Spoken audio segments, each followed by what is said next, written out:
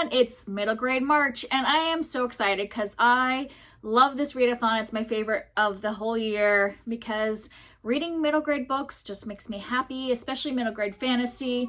There's just a lot that I love about reading middle grade, from like magical creatures and new interesting worlds, and also the themes of like family and friendship. And one of the things I love the most is the beautiful covers. And so that leads us to today's video, which is a middle grade book haul and some merch haul. I did end up getting myself a middle grade March t-shirt and some other merch, but most of this is the middle grade books that I have bought so far this year. I'm trying to like lower the amount of books that I buy in 2022, and I've been really good about not buying very many adult books. I haven't done that haul yet because I haven't bought very many at all, and so I'm kind of waiting a couple months and just do, like, I'll probably won't do that till spring and just do all the adult books I bought. But I haven't been buying many adult books. But when it comes to middle grade books, the thing is, I don't really hold back as much because not only do I love them, but I figure I'm investing in my kids' future bookshelf. My kids are 4 and 7 now, so they aren't reading on their own. So they're not reading these books yet, but sometimes I'm reading them to them, or they'll be going on their bookshelf. So in a couple years, when my oldest is reading chapter books on her own, she'll have a bunch to choose from. So let me show you what I got. So first of all, let's talk about the merch. So like I said, I got myself a t-shirt, though it's a little cold still today, so I have to wear something over it. And then I did get one of the mugs. I wasn't going to at first, but I just love that it's blue inside. I don't have any mugs that are colored on the inside, so basically that's what sold me on it, was that it was had the blue color, which is one of my favorite colors. So I did get the mug. And then I did buy some of the bookmarks that Amanda from the Curly Reader was selling that are middle grade March themed, but also have some quotes from middle grade authors. I'll link her Etsy shop down below if you want to buy any of these. There's like one that has like the middle grade March logo, and then she's got a quote from Anne of Green Gables in the back. And then I also got this one, has a Catherine Rundell quote on it, who is a middle grade author. And then she ended up throwing in a free one, which was great because this is the next one I was considering buying, which has a quote from C.S. Lewis. So those are really great. I love having more bookmarks. So that's all the merch that I had got. Like I said, I'll link that down below if you want to get any of that stuff. And then on to the books. So I did have one book I picked up in a little free library. I picked up The Farthest Shore by Ursula K. Le Guin. This is the third book in the Ursi series, and I've read the first one, I own the second one, and when I saw this for free in the little free library, I picked it up. It's not a great copy since it's an ex-library copy, so if I decide that I really love this series, I'll probably replace this with a newer copy. But you know, when I just saw it there for free and knew it was the next one that I don't have in the series, I thought might as well pick it up. I can always put it back into a little free library later. And then I also, so the rest of these things are things I got on Book Outlet, and then I bought a couple things on Amazon and one on Book Depository. Yeah, so I have them kind of mixed in, but those are the places I went shopping. So first I have a couple of like classics, older ones. I got Chitty Chitty Bang Bang by Ian Fleming. And I got this because I've never read the book, but the movie was one of my favorite as a kid. I loved this movie so much. I don't know how the book differs from the movie. This is a very small book, so I don't know if this is, they added a lot in the movie, or if, I know it's a series, if maybe they pulled from the whole series. But I also like that it has a lot of illustrations in it. Like it has little ones on each page, and like some medium size one. I think there's some full kind of page pictures. So I am excited to try that one out and see how it compares to one of my childhood favorite movies. And then I also got a book that I read as a kid. I remember reading this when I was in middle school, and that's The Witch of Blackbird Pond by Elizabeth George Spear. And I don't remember much about the story at all, but I do remember loving it. And did it win the Newbery, or was it an honor book?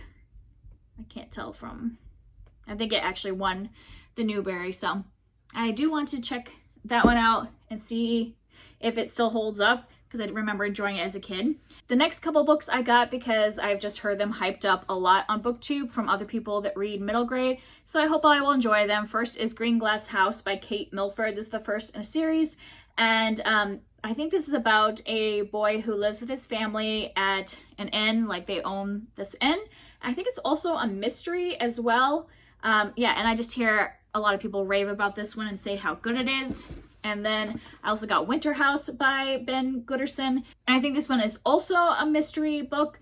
This one sounds like it's the main character is an orphan who lives with her aunt and uncle in a big hotel. So kind of similar vibes. I don't know if they are similar once you get into them, but they're both the beginning of a series.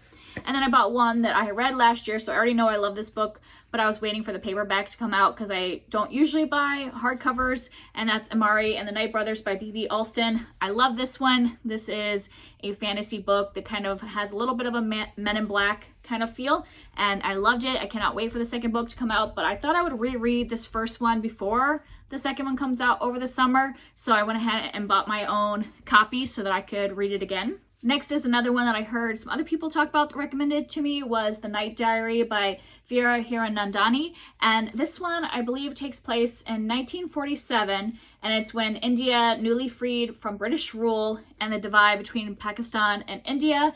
And I think it's all written in diary format. Yeah, so I thought that would be an interesting one. I like to read like epistolary novels sometimes, so I picked that one up. And then I had not heard of this, but I saw it on Book Depository for like $2. This is Stories from Around the World by Maisie Chan. And I thought if it's good, then maybe I can read some of these to my daughter because we're reading a lot of like myths from around the world. And then I have several books that are hardcovers, which like I said, I don't normally buy hardcovers, but these are all newer books and they were on Book Outlet for a really cheap price. So I went ahead and bought the hardcover because the paperback aren't even out on most of these, and you can't beat like a $3 hardcover. So I got The Firebird Song by Arnie Flores, and I don't know a lot about this one. This was a new one in 2021, and I think it is about this kingdom that had this firebird that was like protecting the kingdom, and the firebird disappears, and there's now like a sorceress or somebody that is terrorizing the kingdom.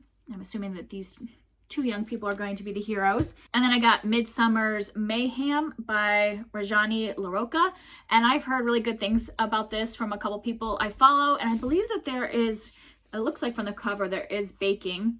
So Mimi Maxon comes from a big Indian American family, and they have a brand new bakery in town, and I think it's a retelling of Midsummer Night's Dream, but in a middle grade version, which sounds fantastic. And then another one I got on recommendations from friends is Sisters of the Neversea by Cynthia Latish Smith.